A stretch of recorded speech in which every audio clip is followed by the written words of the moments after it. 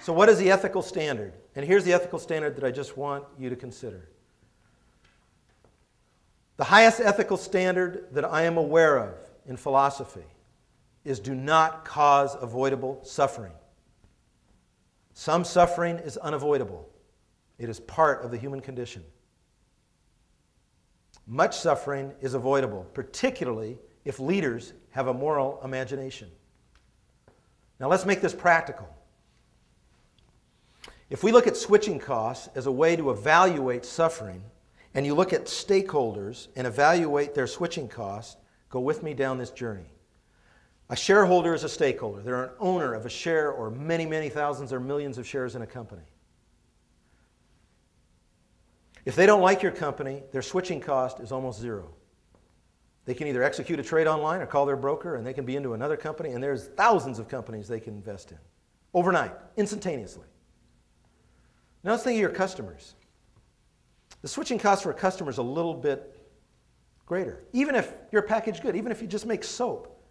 If you really like this brand of soap, I just love my Dove, and you quit making Dove, oh, that's inconvenient. I've got to find something. I've got to experiment with all these other soaps, find out what I like, doesn't make my face turn into a rash or whatever it is. So it's a little bit, the switching cost for a customer is a little bit greater. Now let's take employees. The two greatest sources of sustained depression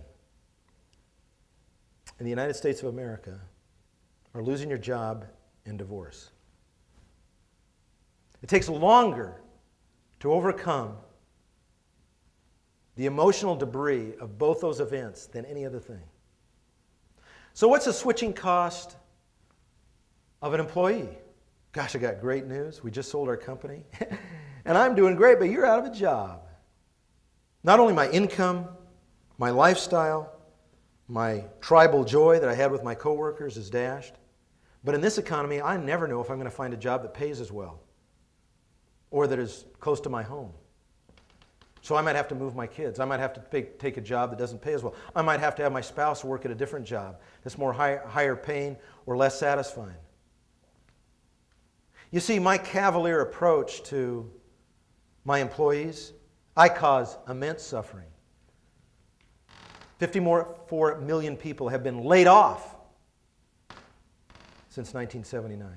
And while we're at it, think of the switching costs children have in divorce. Think of that disruption.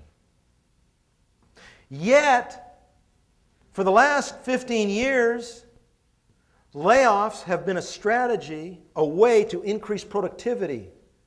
I'm not talking about layoffs like, well, we were so dumb we lost the business and now we're going to have to lay people off.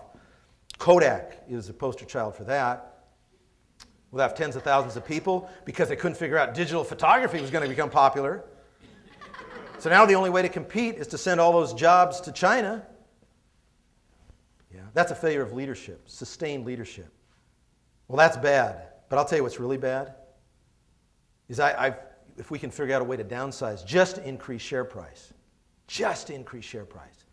we'll get a little quick run-up on productivity numbers, hit the share, and of course I've got a big bunch of options that I can sell. Think that's okay? Cause that much suffering? So you can have a little bit more of what you don't need? Are we going to stand for that? Is that the best we can do? Well, in the research of Gen 21, this is what they say. We don't want leaders who create organizations whose success and longevity are based on exploiting labor, damaging the environment, or ignoring my family. And there's not just a few of these that feel this way. It is the ethos of the generation. They want new answers. They are willing to create new answers, like Kim did in her organization, to get a better world. And the question for boomers is, are you willing to participate? The logic of self-interest is too limiting. Our world is too complicated for that to be a serious consideration. We need to have a new logic. I call it the logic of civilization. We live in a time of economic barbarism, economic Darwinism. And whether, as leaders of the future, you are committed to the logic of civilization, to creating a world that your children can actually enjoy living in is up to us. Let's make it simple: purpose, people, profit. Greatest total value.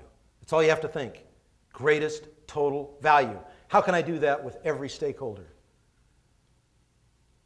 And ask you to be innovative.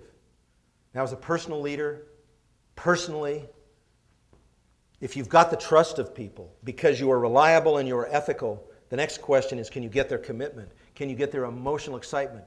Can you get that last bit of them that is the most creative, the most excited about what we're doing bit?